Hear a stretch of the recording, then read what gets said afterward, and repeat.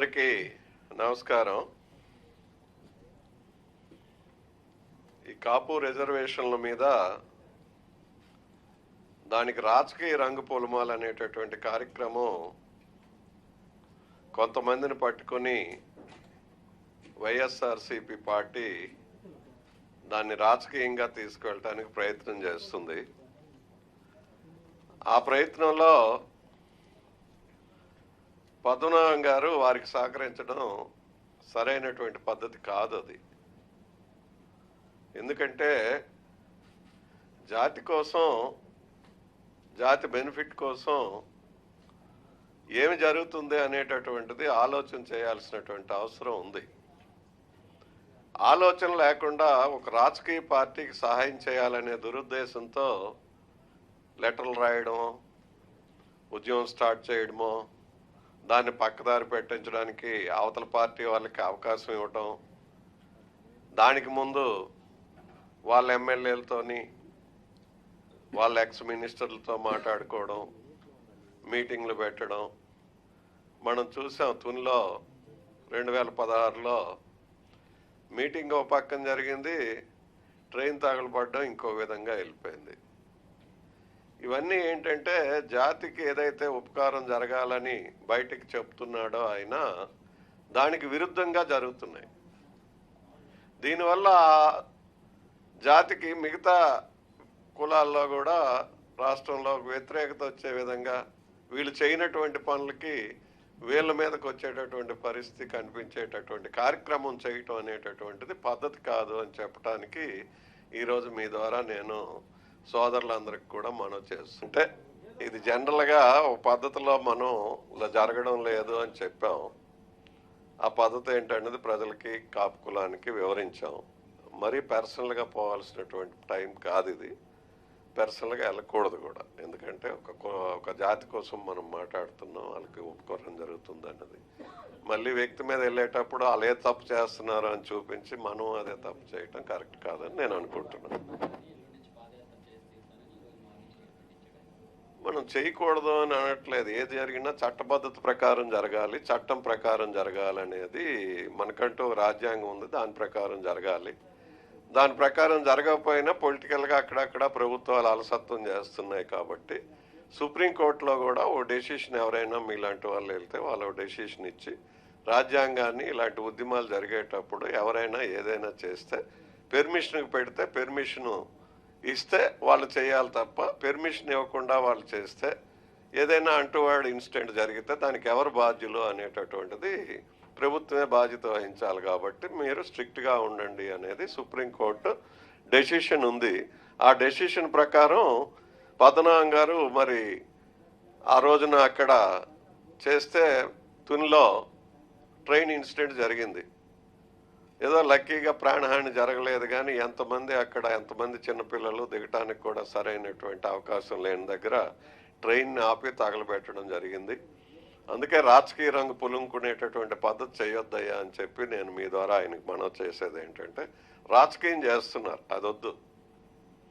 చిత్తశుద్ధితో అడిగేటటువంటి దీనికి మనం ఇంత పెద్దగా చేయాల్సినటువంటి అవసరం లేదు. మీరు చేసినా చేయకపోయినా కాపులకు కమిట్మెంట్ తెలుగుదేశం పార్టీ, చంద్రబాబు నాయుడు గారు ఇచ్చారు. సరైనటువంటి పద్ధతిలో, ఉపయోగపడే పద్ధతిలో చేయాలనుకుంటున్నాం కాబట్టి టైం తీసుకుంటున్నాం. కానీ మరి ఆయన ఏదో ఉద్దేశంతోనో ఏదో ఆశించో చేస్తున్నాడు అని అంటే అది ప్రజలే గమనిస్తుంటారు. మనం ప్రత్యేకంగా చెప్పనక్కర్లే ఎవరికి ఏ ఉద్దేశం ఉంది, ఎందుకు చేస్తున్నారు ఏంటి అనేది.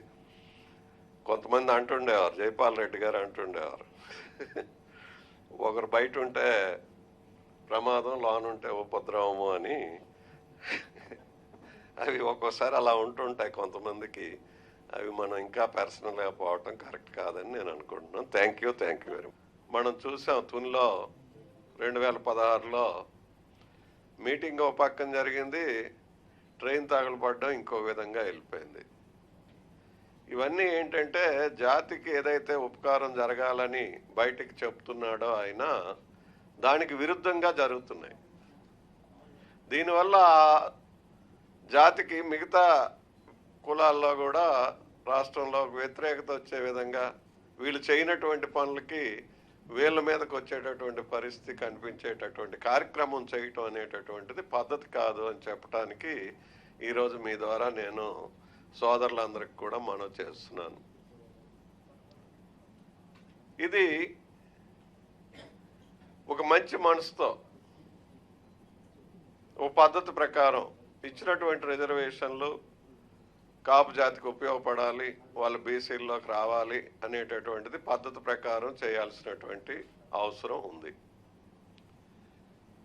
ఇది గతంలో కొంతమంది ఏదో ఓట్ల కోసం లేదు కొన్ని కులాలను సంతృప్తిపరిచి ఆ టైంకి ఓటు వేయించుకోవడం చేసే కార్యక్రమంలా కాకుండా నేను చిత్తశుద్ధిగా మీతో పాటు నడుస్తూ మిమ్మల్ని ముందుకు తీసుకువెళ్ళటానికి మరి చాలామంది చాలా కులాలు పెద్దవైనప్పటికి కూడా ఆర్థికంగా వెనకబడి ఉండి సామాజికంగా ముందున్న చాలా వెనకబడినటువంటి కులంగా మరి ఈ రోజున చూస్తున్నాం. అందువల్ల నేను కార్పొరేషన్ పెడతాను అని చెప్పి పాదయాత్రలో చెప్పడం, కార్పొరేషన్ పెట్టడం, తద్వారా విదేశ విద్య అనండి, లోన్స్ అనండి కార్యక్రమాలు కార్పొరేషన్ చేస్తుంది ఒక పక్క.